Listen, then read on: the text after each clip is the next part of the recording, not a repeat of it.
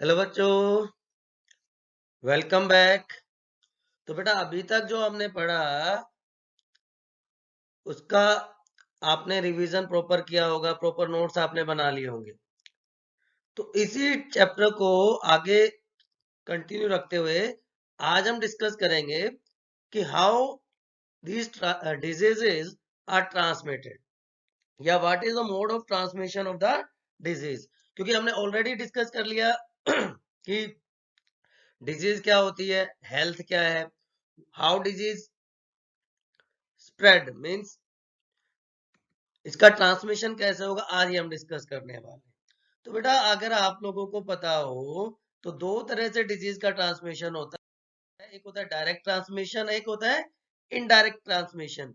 ये जो डायग्राम आप देख रहे हो, ये जो फोटोज आप देख रहे हो यहाँ पे, ये सारी की सारी फोटोज बहुत इंपॉर्टेंट है आपको समझने के लिए कि कितना माइक्रोस्कोपिक लेवल पे स्टडी किया जाता है। एनसीईआरटी में भी दी हुई है ये पिक्चर्स, राइट। तो जो इन्फेक्टियस डिजीज है उसका जो पैथोजन है वो हमारी बॉडी के अंदर भी हो सकता है और बाहर से भी एंट्री उसकी हो सकती है। सो जो एजेंट्स हैं, जो डिजीज कोजिंग ऑर्गेनिजम्स हैं जिनको हम पैथोजन कहते हैं, which enters inside our body, और इन्वेड करने का मतलब अटैक करना आप कह सकते हैं, अटैक करते हैं हमारी बॉडी को, हमारे इम्यून सिस्टम को वीक करने का काम करते हैं। सो ये पर्सन टू पर्सन कॉन्टेक्ट मतलब डायरेक्ट कॉन्टेक्ट के थ्रू आ गया, contaminated food and water, animal bite, ये भी डायरेक्ट कॉन्टेक्ट में आ जाएगा, और एनवायरमेंटल कंडीशंस की वजह से भी ये कम्युनिकेबल डिजीज हमारी बॉडी में एंटर कर सकते हैं। ये देखिए, यहां से आपको बहुत क्लियर हो जाएगा कि डायरेक्ट और इनडायरेक्ट ट्रांसमिशन में क्या डिफरेंस होता है। कि अगर मैं मान लो किसी को हक करता हूं, किसी से हैंड शेक करता हूं, तो वो क्या है, वो डायरेक्ट कॉन्टेक्ट है, राइट। लेकिन अगर मैं स्नीज कर रहा हूं, मैं कफिंग कर रहा हूं, तो वो क्या है, वो डायरेक्ट कॉन्टेक्ट नहीं है, ठीक है। अगर सोयल के थ्रू हमारी हमारी मान लो हमारे बॉडी में, लेग में कोई कट है और सोयल के थ्रू कोई माइक्रो ऑर्गेनिज्म एंटर कर जाए, वो डायरेक्ट कॉन्टेक्ट है। मदर से इनबोर्न बेबी में प्लेसेंटा के थ्रू ट्रांसफर हो जाए, वो भी डायरेक्ट कॉन्टेक्ट है। लेकिन वेक्टर्स की हेल्प से, डिजीज कोजिंग ऑर्गेनिजम्स की हेल्प से जब वो ट्रांसफर होता है तो उसको इनडायरेक्ट ट्रांसफर कहते हैं। बेटा यहाँ पे आपको दो चीजें बहुत, यहाँ पे इस केस में दो चीजें समझने की, दो वर्ड रादर समझने की बहुत जरूरत है। एक होता है causative organism,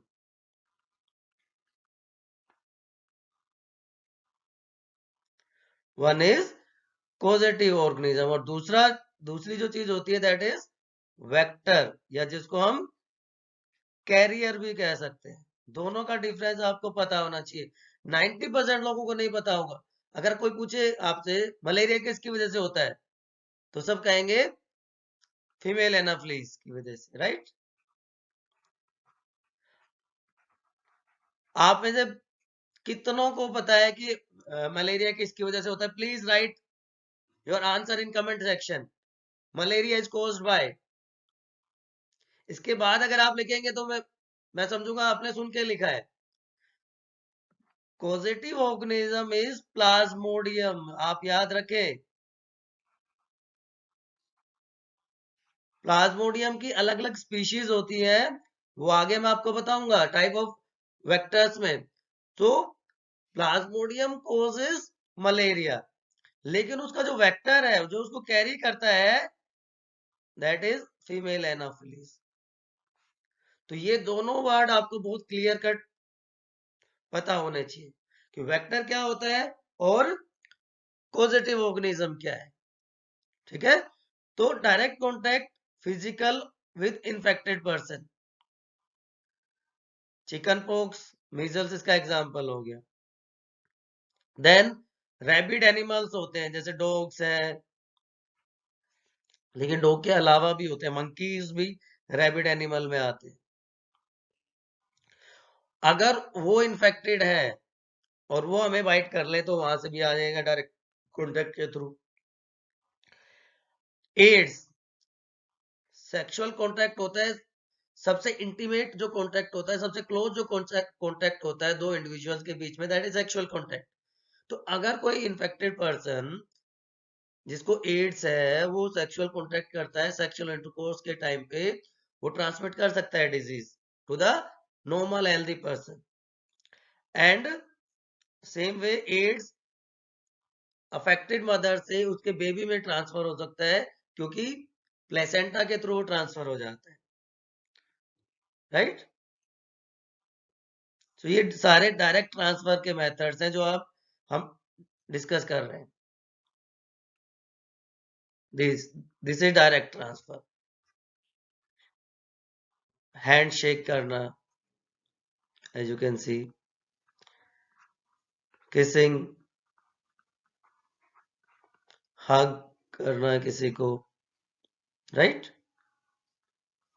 bite of rabid animal, ये भी डायरेक्ट मेथड में आ जाएगा। ये जो मॉस्किटो इंसेक्ट वाला आपको दिख रहा है, ये इनडायरेक्ट मेथड है, वेक्टर के थ्रू हो रहा है, राइट। ठीक है, ये इनडायरेक्ट, हमने उनके क्लॉथ्स यूज किए, उसके यूटेंसिल्स यूज किए। एयर के थ्रू भी डायरेक्ट हो सकता है, देखिए कैसे होता है।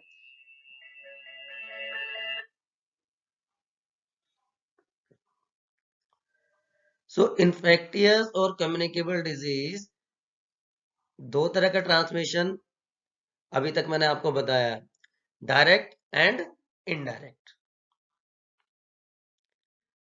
तो डायरेक्ट ट्रांसमिशन की हम अभी हम बात करेंगे पहले। इनडायरेक्ट ट्रांसमिशन, जो मेन पॉइंट्स हमने डिस्कस किए थे उसी को हम अब इलोबरेट कर रहे हैं, कि contact with the infected person, जो भी इन्फेक्टेड पर्सन है, जैसे किसी को स्मॉल पॉक्स है, चिकन पॉक्स है, रिंग वॉर्म है, ये आपको ध्यान रखनी है डिजीजेस। यही क्वेश्चन आएगा कि the spread, the disease is spread with through direct contact with the infected person. तो आपको ये नाम याद रखना है, chickenpox, smallpox and ringworm. तो इसलिए इनको कंटेजियस डिजीजेस भी कहा जाता है, they are also known as contagious.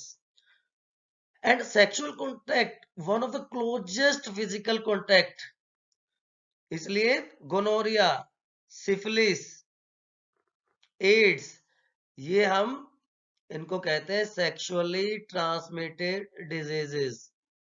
They are also known as sexually transmitted diseases और एसटीडीज। ये सेक्सुअल इंटरकोर्स के टाइम पे स्प्रेड होती है फ्रॉम इन्फेक्टेड पर्सन से, इन्फेक्टेड पार्टनर से हेल्दी पार्टनर में। Then soil, tetanus, clostridium tetani,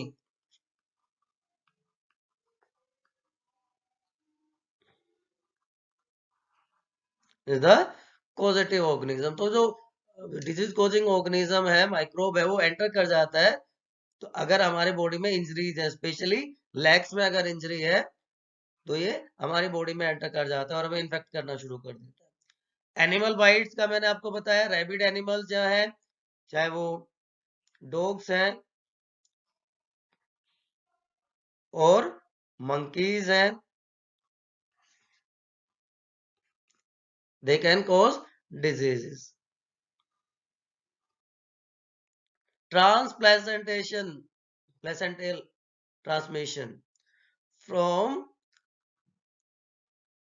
infected mother, ऐसी लेडी जो इन्फेक्टेड है एंड शी इज प्रेग्नेंट, तो जो डेवलपिंग फीटस है, अनबोर्न बेबी है, उसमें इस तरह की डिजीजेस ट्रांसफर हो सकती हैं। डायरेक्ट ट्रांसफर हो सकता है, AIDS, German measles, syphilis. So from infected mother during pregnancy to the fetus और unborn baby, ऐसे ट्रांसफर को क्या कहते हैं? ट्रांसप्लेसेंटल, बिकॉज प्लेसेंटा के थ्रू ये होता है.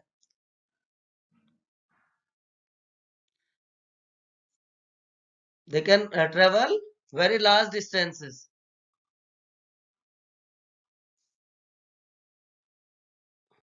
ड्रॉपलेट इन्फेक्शन मैंने आपको बताया था कि अगर कोई अफेक्टेड पर्सन स्नीज करता है तो दीज ड्रॉपलेट्स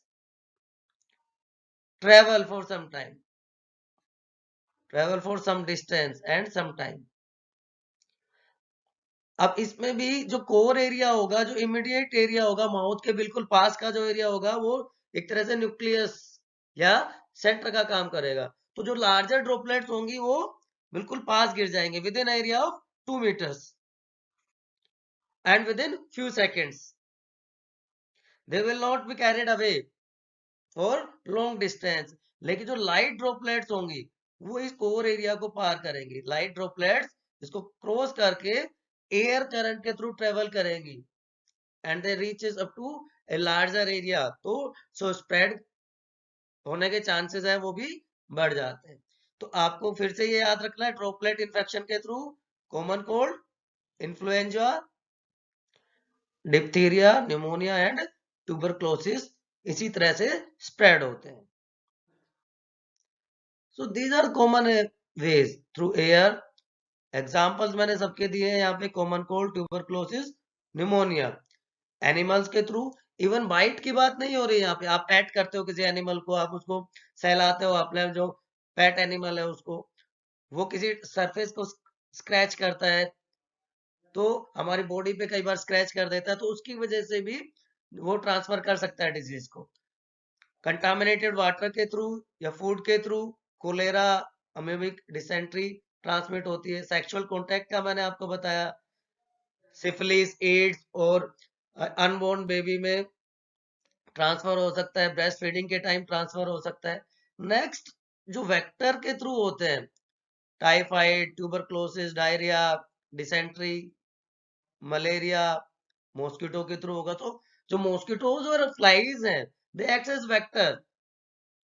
तो we'll discuss that in next session. We'll discuss how indirect transmission occurs. कि जो पैथोजेंस हैं उनको कुछ इंटरमीडिएट एजेंट्स की जरूरत पड़ती है. एजेंट्स की वजह से जब डिजीज का ट्रांसफर होता है कि जो इन्फेक्टेड पर्सन है और हेल्दी पर्सन है, they are not in direct contact with each other, but वो जो वेक्टर्स हैं, जो एजेंट्स हैं, वो इन्फेक्टेड पर्सन से हेल्दी पर्सन में उसको ट्रांसफर कर देते हैं. आप सिंपल वर्ड में समझ सकते हो कि पोस्टमैन है. पोस्टमैन का काम क्या है? पोस्टमैन के पास कोई खुद का कोई मैसेज नहीं होता. कोई लेटर आया, उसको कलेक्ट किया और जिसको पहुंचाना उसको ट्रांसफर कर दिया, उसको वहां तक डिलीवर कर दिया. तो इसी तरह ये जो एजेंट्स हैं ये खुद कुछ नहीं करते.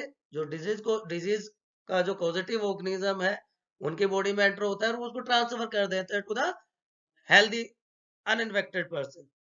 So in next lecture we'll discuss indirect transmission. Till then, stay healthy, stay safe.